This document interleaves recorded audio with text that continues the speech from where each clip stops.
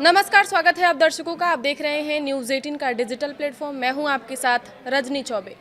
थलापति विजय तमिलनाडु के मुख्यमंत्री बन चुके हैं। चुनाव में टीवीके को जिताकर गठबंधन की सरकार बना चुके हैं। तमिलनाडु विधानसभा में फ्लोर टेस्ट वाली परीक्षा भी पास कर चुके हैं। उनके सामने अब कोई मुसीबत नहीं है, मगर उन्हें सपोर्ट करने वाले AIADMK के बागी विधायक फंस चुके हैं। जी हां, थलापति विजय का साथ देकर AIADMK के 25 बागी विधायक बुरी तरह फंस चुके हैं। उनके ऊपर अब अयोग्यता की तलवार लटक गई है। अगर ये बागी विधायक 2/3 विधायकों की संख्या को पूरा नहीं कर पाते हैं तो तमिलनाडु में होगा नया खेल। दरअसल तमिलनाडु में बुधवार को मुख्यमंत्री जोसेफ विजय की सरकार ने विश्वास मत में 25 बागी AIADMK विधायकों के समर्थन से विधानसभा में भारी बहुमत हासिल किया। इसके साथ ही राज्य में जबरदस्त सियासी ड्रामा का आगाज हो गया है। सीएम विजय के नेतृत्व वाले टीवीके यानी तमिलगा वेट्टी कजगम ने Congress, Indian union Muslim league, IUML, CPI, AM और विदुथलाई चिरथगल कच्ची विस्के के समर्थन से 120 विधायकों के साथ सरकार बनाई। हालांकि फ्लोर टेस्ट में थलापति विजय की सरकार को 144 विधायकों का साथ मिला। इस तरह थलापति विजय की सरकार की मुसीबत तो टल गई है, लेकिन AIADMK के बागी गुट के सामने अब मुसीबत का पहाड़ टूट पड़ा है। जी हां, AIADMK के बागी गुट का नेतृत्व SP वेलुमड़ी और CV सनमुगन कर रहे हैं। उन्होंने पार्टी प्रमुख एडपादी के पलानीस्वामी पर स्टॉलिंग के DMK के साथ सरकार बनाने की कोशिश का आरोप लगाते हुए थलापति विजय को बाहरी समर्थन दिया है।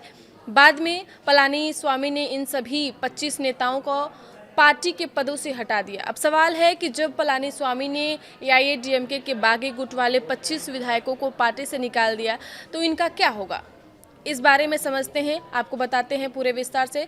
तो अब इनका आगे क्या होगा, तो 5 संभावित स्थितियाँ इस हिसाब से बन रही हैं। फ्लोर टेस्ट के बाद अब सबकी नज़रें AIADMK के बागी गुट के कानूनी और संवैधानिक भविष्य पर टिकी है।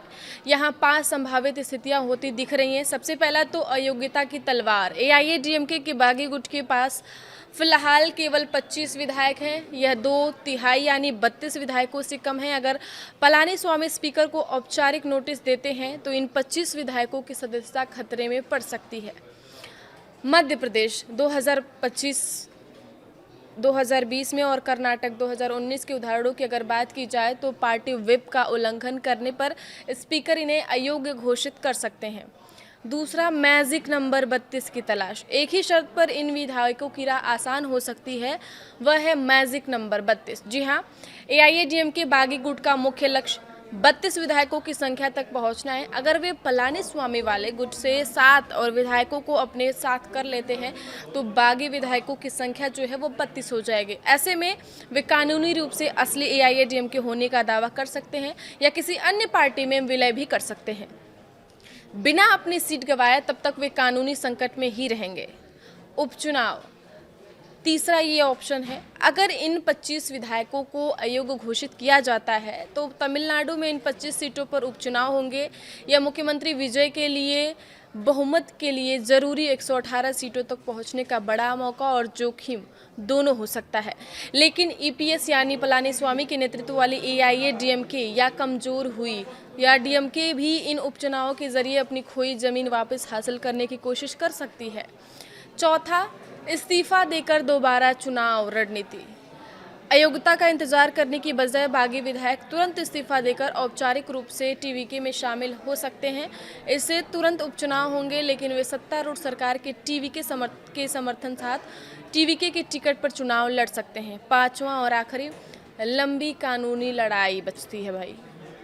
अगर इन बागियों को अयोग्य घोषित किया जाता है तो कानूनी लड़ाई तय है, लेकिन उनके पक्ष में संभावना कम है। संभावना ऐसी है कि संविधान की 10वीं अनुसूची दल बदल कानून के तहत 2/3 संख्या पूरी न करने वाले गुटों को कोई खास सुरक्षा नहीं मिलती है। बागी विधायक वैचारिक मतभेद या पार्टी नेतृत्व की दुर्भावना का तर्क दे सकते हैं, लेकिन सुप्रीम कोर्ट के फैसलों में स्पीकर के अधिकार को बरकरार रखा जाता है। जब तक बागी गुट 7 और विधायकों को साथ नहीं लाता है और 32 का आंकड़ा नहीं छूता है, तब तक अदालत से अयोग्यता रद्द होने की संभावना नहीं है, क्योंकि कानून आंशिक विभाजन को दल बदल के खिलाफ वैध बचाव नहीं मानता है। आगे की खबरों के लिए आप देखते रहिए न्यूज़ 18 का डिजिटल प्लेटफॉर्म। धन्यवाद।